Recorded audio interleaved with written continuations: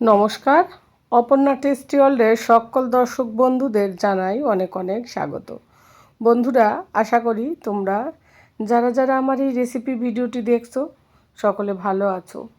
আর আজকে আমি যে রেসিপিটি তোমাদের সঙ্গে শেয়ার করব সেটা কিন্তু প্রায় গ্রাম অঞ্চলেই এই রেসিপিটি রান্না করা হয়, একদম গ্রামের দিকে। আর খেতেও কিন্তু অসাধারণ লাগে, কোনো মশলা ছাড়াই কিন্তু রেসিপিটি খেতে অসাধারণ হবে। তাই রেসিপিটি সম্পূর্ণ দেখার অনুরোধ রইল আমার সকল দর্শক বন্ধুদের। তো আজ নিয়ে এসেছি, নিশ্চয়ই টাইটেল দেখেও তোমরা বুঝতে পেরেছো, গিমে শাকের রেসিপি।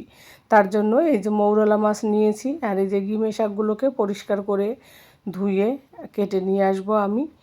আর মৌরলা মাছগুলোকে লবণ হলুদ মেখে আমি আগে থেকেই সাইড করে রেখে দিয়েছি। আর শাকগুলো দেখো কত সুন্দর কচি কচি, বেশ সুন্দর করে ধুয়ে পরিষ্কার করে নিয়ে আসবো, কারণ অনেক সময় শাকের মধ্যে নোংরা থাকে। তো সেই কারণে আর মাছগুলো আগে থেকে লবণ হলুদ মেখে দিলে লবণটা বেশ ভালো করে ওর মধ্যে যাবে। আর ওই দিকে তো দেখলে তোমরা শুরুতেই আমন্দিতে আমি রসুনটাকে থেতো করে নিয়েছি। এদিকে 4-5টা লঙ্কা আর কি মাঝখানে কেটে নিয়েছি, আর হাফ চামচেরও কম রাঁধুনি নিয়েছি। আর রসুনটা তো থেতো করে নিলে এই শাকটা খেতে কিন্তু অসাধারণ হবে। আর এদিকে কথা বলতে বলতে শাকগুলোকে কেটে ধুয়ে পরিষ্কার করে একটা পাত্রে রেখেছি। এবার আমি গ্যাসে কড়াই বসিয়ে দিলাম। কড়াইটা যখন একটু গরম হলো এর মধ্যে দিয়ে দিলাম হালকা সর্ষের তেল।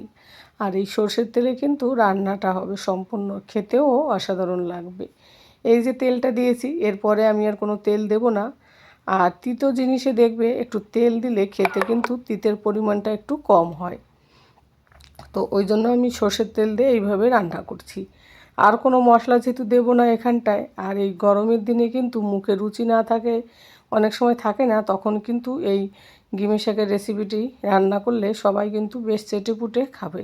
আমি গ্যারান্টি দিয়ে বলছি বন্ধুরা, গিমে শাকের রেসিপি আমি যেভাবে রান্না করব, তোমরা অবশ্যই ভিডিওটি দেখার পর রেসিপিটি যদি ভালো লাগে বাড়িতে আমার মতো করে তোমরা কিন্তু ট্রাই করবে অবশ্যই। খেতে কিন্তু সত্যি অসাধারণ লাগে, আর মুখরোচকও লাগে। হালকা তিতো থাকে, তো ঝালটা একটু দিলে সেই তিতোটা কম লাগে। আর আমি এমনভাবে রান্না করব তিতোটা একেবারেই থাকবে না। তো গিমে শাকে রান্নার একটা ক্যাপাসিটিও আছে, তো সেইভাবে রান্না করলে তিতের পরিমাণটা একটু কম লাগে, আর খেতেও বেশ ভালো লাগে। গরম গরম ভাতের সঙ্গে তো জাস্ট হও।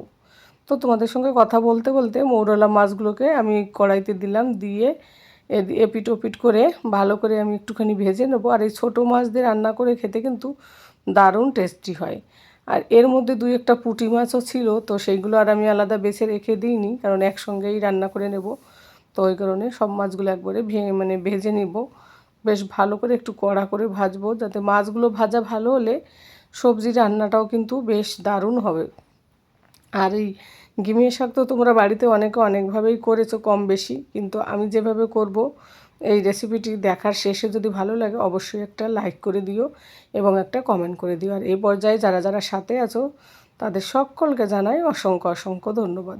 তো বন্ধুরা, দেখে বুঝতে পারছো মাছগুলো কিন্তু আমার ফ্রাই কমপ্লিট হয়ে গেছে, একেবারে লাল লাল কালার চলে এসছে।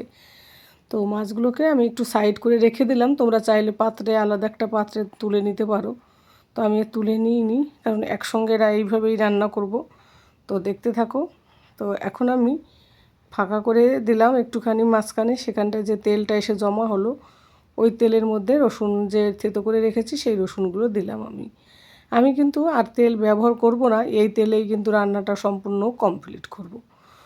রসুনটা একটু ব্রাউন কালার হলে ফ্রাই করলে না খেতে বেশ ভালো হয়, গন্ধটা বেশ ভালো লাগে, রসুনের গন্ধ কাঁচা গন্ধটাও কেটে যায়। তো সেই কারণে রসুনটাকে আমি একটুখানি কড়াইতে এভাবে ভালো করে ফ্রাই করে নেব। আর এর মধ্যে সবজির মধ্যে যে লবণটা দেবো সেই লবণটা আমি এখনই দিয়ে দিলাম, তাহলে রসুনটাও বেশ ভালো ফ্রাই হবে। তো ওইকার শাকের তরকারিতে এমনিতে লবণ আগে দেওয়াই ভালো, কম বেশি করে আর কি, তাহলে কি হবে শাকের মধ্যে ভালো করে মিশে যাবে। তো সেই কারণে আমি লবণটা এখন দিয়ে দিলাম, দিয়ে একটুখানি নাড়াচাড়া দিয়ে রসুনটাকে ব্রাউন কালার করে নিলাম। তারপরে ওই যে রাঁধুনিগুলো হলো রেখেছিলাম আমি হাফ চামচেরও কম, সেই রাঁধুনিগুলো কিন্তু আমি এই মধ্যে দিয়ে দিলাম, দিয়ে সব কিছু এবার ভালো করে আমি মিশিয়ে নেব। আর যে কাঁচা লঙ্কাগুলো মাঝখানে চিড়ে রেখেছিলাম সেই লঙ্কাগুলো দিয়ে দিলাম। আর এই রেসিপিতে একটু ঝাল ঝাল করলে খেতে কিন্তু অসাধারণ হবে। তো ভালো করে নাড়াচাড়া দিয়ে সব কিছু আমার কমপ্লিট হয়ে গেছে ফ্রাই করা। এবার আমি পরিমাণ মতো ঝোল দিয়ে দেবো, জল দিয়ে দেবো আর কি যেটা বলে। আর এই রেসিপিটিতে কিন্তু গা মাখা যদি জল দেওয়া হয়, মানে ঝোলটা দেওয়া হয়, খেতে কিন্তু খুব সুন্দর হয়। সেই কারণে ঝোলের পরিমাণটা বন্ধুরা অবশ্যই কিন্তু তোমরা কম দেবে। তো আমি পরিমাণ মতো দিলাম, দিয়ে এবার হলুদ দিয়ে বেশ কিছুক্ষণ ফুটিয়ে নেব। শাকটা কিন্তু এখন আমি দেব না, কখন দেব ভিডিওটা মানে রেসিপিটা দেখতে থাকো, তাহলেই বন্ধুরা তোমরা জানতে পারবে। আর এখন আমি দিয়ে দিলাম কালারের জন্য হলুদ। হলুদ দিলে কী হবে, কালারটা বেশ ভালো আসবে শাকের। তো অনেক সময় সাদা সাদা সবজি কিন্তু খেতে অনেকে পছন্দ করে না, আমার তো একদমই ভালো লাগে না। সবজিতে একটু কালার থাকলে ভালো লাগে, বিশেষ করে হলুদের। তো হলুদটা দিয়ে দিলাম আর গ্যাস এই সময় হাই ফ্লেমে রেখে দিলাম। যেহেতু আমার এই মধ্যে যে মাছ রসুন সবগুলো ফ্রাই করা কমপ্লিট, এখন শুধু জাস্ট জলটাকে ভালো করে আমার ফোটাতে হবে। সেই কারণে গ্যাসের ফ্লেমকে আমি এখন হাই করে দিলাম, যাতে জলটা বেশ ভালো করে ফুটে যায়। আর আমি যতটুকু ঝোল রাখবো, সেই ঝোলটার পরিমাণটা যখনই আসবে তখনই আমি শাকগুলো দেবো। এখন আর আমি শাকগুলো দেবো না। এখন শাকগুলো যদি দেওয়া হয় তাহলে কিন্তু ওই শাকটা বেশি করে তিতে লাগবে। তাই বন্ধুরা শাকটা কখন দেবে, যখন তোমাদের মনে হবে যে এইটুকু ঝোল থাকলে চলবে, তখন দেবে শাকটা। তো এখনও একটু ঝোল আছে, তো আমি আর 2 মিনিট পরে যে শাকগুলো ধুয়ে পরিষ্কার করে রেখেছি সেই শাকগুলো কিন্তু দেবো। আর এই শাকটা কিন্তু বেশ ভালো করে ধুতে হয়। আর গ্রামের দিকে দেখবে শাকটা পাওয়া যায়, যদিও শহর অঞ্চলে পাওয়া যায় না। তো দেখতে পাচ্ছ ঝোলটা অনেকটা কমে এসছে। তো এই পর্যায়ে আমি শাকগুলো দিয়ে দেবো, দিয়ে জাস্ট 2 মিনিটের মতো রেখে আমি তুলে নেব। কারণ এই শাকগুলো যদি বেশি সিদ্ধ হয়ে যায় তাহলে কিন্তু তিতো লাগার সম্ভাবনা থাকে। তো সেই কারণে শাকটা দিয়ে জাস্ট একটু মিশিয়ে দেবো, দিয়েই আমি তুলে নেব। তুলে নেওয়ার পর যে পাত্রে রেখে দেবো, সেই পাত্রে থাকলে এমনিতেই গরম গরম হাবে ওটা কিন্তু সিদ্ধ হয়ে যায়। এই শাকটা এরকমই, আমি যদি এখনই গ্যাসটা বন্ধ করে রেখে দিই কড়াইতে, এটাতেই সিদ্ধ হয়ে যায়।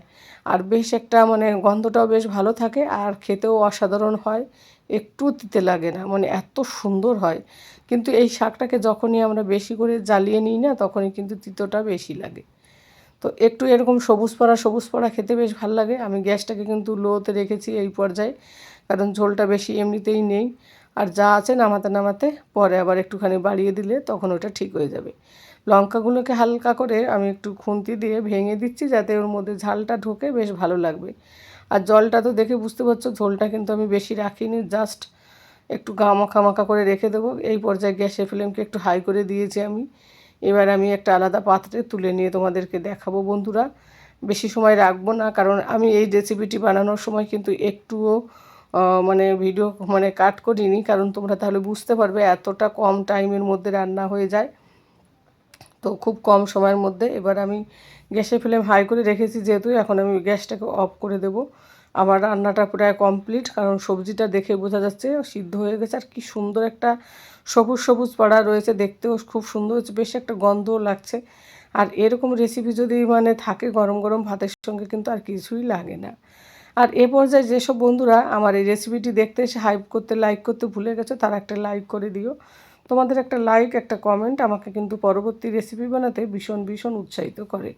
আর আমার প্রত্যেকটা রেসিপি কিন্তু সিম্পল এবং সাধারণভাবে রান্না করি, ঘরোয়া বাড়িতে গ্রামের দিকে যে ধরনের রান্নাবান্না হয় সেই ধরনের রান্নাবান্নাই তোমাদের সঙ্গে শেয়ার করি।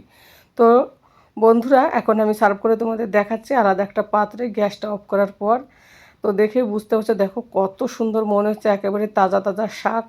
আর এরকমভাবে রান্না করলে আমি গ্যারান্টি দিয়ে বলছি বন্ধুরা, 100% একটু তিতে লাগবে না, আর খেতেও অসাধারণ লাগবে। যারা তিতে শাক খেতে ভয় পায়, এটাকে কিন্তু অনেকে তিতে শাক বলে, আবার গিমে শাকও বলে, অনেকে অনেক নামেই ডেকে থাকে। তো অসাধারণ, আমার তো ভীষণ একটা প্রিয় রেসিপি। তো বন্ধুরা যাই হোক, আজকের আমার এই রেসিপিটি যদি ভালো লাগে অবশ্যই তোমরা কিন্তু কমেন্ট করে জানাতেও ভুলো না। আর এত সময় ধরে যারা আমাকে আমার এই রেসিপিটি দেখছো, তাদের সকলকে জানাই অনেক ভালোবাসা এবং অনেক ধন্যবাদ। আমার নতুন পুরাতন সমস্ত বন্ধুরা যারা আমাকে শুরু থেকে সাপোর্ট করে যাচ্ছ এবং আমার পাশে এখনও আছো, তাদের সবাইকে জানাই অনেক ভালোবাসা এবং অনেক ধন্যবাদ এইভাবে আমার পাশে থাকার জন্য এবং আমাকে সাপোর্ট করার জন্য। তো সম্পূর্ণ সবজিটা কিন্তু আমি একটা পাত্রে তুলে নিয়েছি, জাস্ট এটা রান্না করার পর একেবারে কমেও যায়। আর দেখেই তোমরা বুঝতে পারছো কালারটাও খুব সুন্দর এসছে, একদম দুর্দান্ত। আর খেতেও কিন্তু বন্ধুরা অসাধারণ হয়েছিল। তো তো বন্ধুরা, আজকের রেসিপিটি এখানেই শেষ করছি। যে যেখান থেকে দেখছো সকলে ভালো থাকো, সুস্থ থাকো এবং সাবধানে থাকো। দেখা হবে তোমাদের সঙ্গে পরবর্তী কোনো রেসিপিতে। টাটা।